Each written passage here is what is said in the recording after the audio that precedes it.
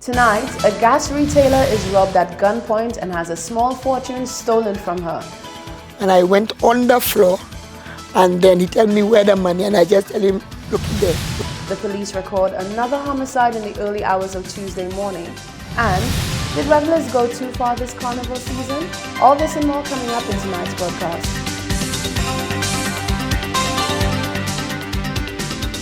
This is the Hot 7 Nightly News with Lovelace and Amy Joseph. Good evening. It is Wednesday, the 17th of July, 2019.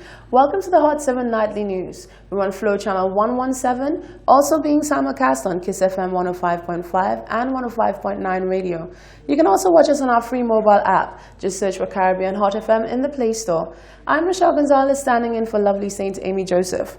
One man is dead following a fatal shooting in the Pave community. Residents reportedly heard a string of gunshots in the area in the early hours of Tuesday morning. The deceased has been identified as 45-year-old Earl Emmanuel, who was reportedly originally from Vieux Fort. According to reports, Emmanuel recently returned home from Martinique, where he resided for a number of years. Hot 7 News attempted to get information from nearby residents of the said area. However, they all declined giving comments. The Press Relations Department of the police force said they are investigating the matter and will provide information at a later date. A family is coming to terms with the death of their relative who is suspected of committing suicide. 65-year-old Montchy resident Serge Herman was reportedly found dead by a relative hanging from the ceiling of his home on Sunday, the 14th of July. Solange Alfred tells us more.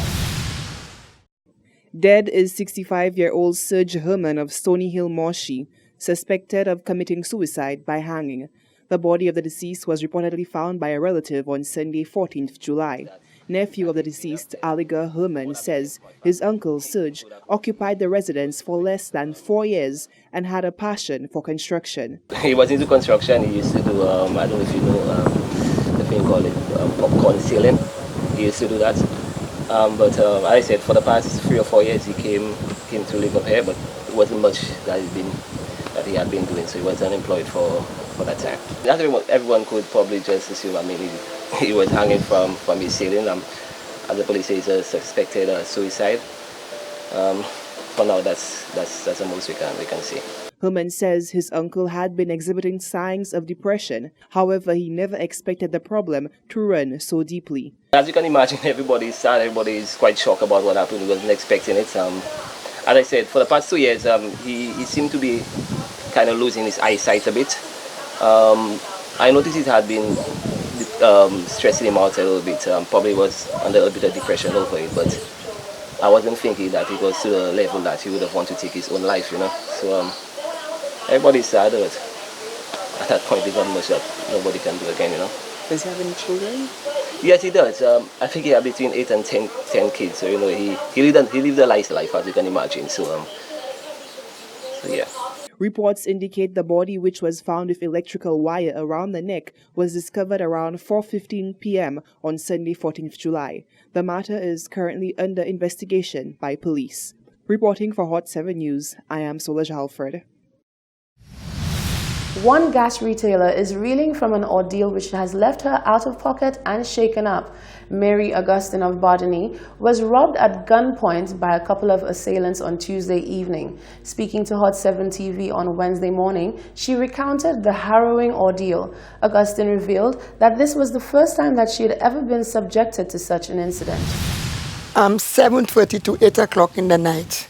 I just left outside and I went in my house. Right, and I pulled the burglar bars in and I locked the door and I sat down having some dinner. And then the person knocked, and when they knock, I said, who it is? They tell me, I want gas. I said, but I don't sell gas at that time. So I say, well, who it is? The person tell me, John. So I opened the front door, and when I look, the burglar bar door was already open, but I closed it when I was going. I didn't lock it, but I pull it in and I latch it. You know, so when I opened the front door, with the burglar bars already open, which they opened, they just walked right inside, right? And they put a gun on my head and they tell me to, you know, go on the floor, right? And I watched the guy and he told me, you don't hear I tell you go on the floor? And I went on the floor and then he tell me where the money, and I just tell him, Look it there, look it there. That's all. Augustine said the robbers made off with over $1,000 of cash made from sales. She had this message to give to the nation's youth, especially the young males in society. I love boys. I always a lover of boy children, and all of them around this place, I speak to them. But I know what they do, so I always watch them. You understand? But what I have to tell them is to stop doing what they're doing because they're going to hurt somebody or somebody's going to hurt them.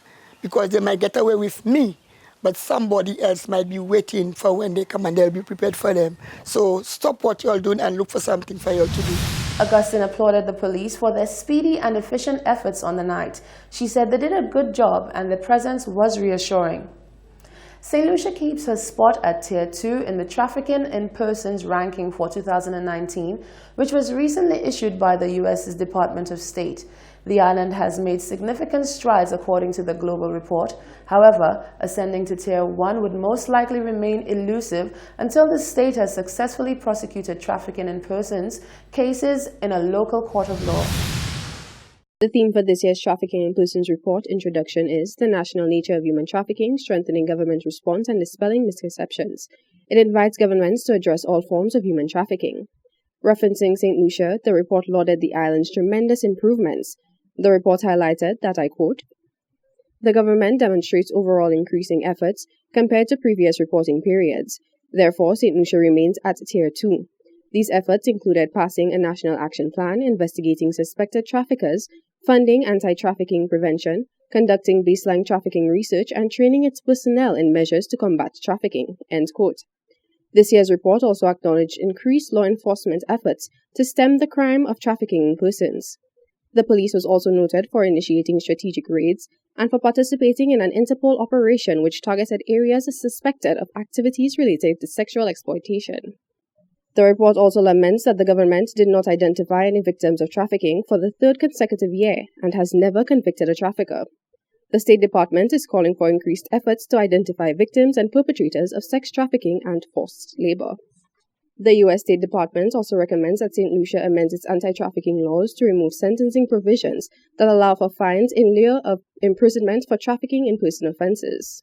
The Department of Home Affairs and National Security is pleased with the positives contained in the report, noting that efforts to address most of the recommendations contained in the U.S. State Department's 2019 Trafficking in Persons report are already in train.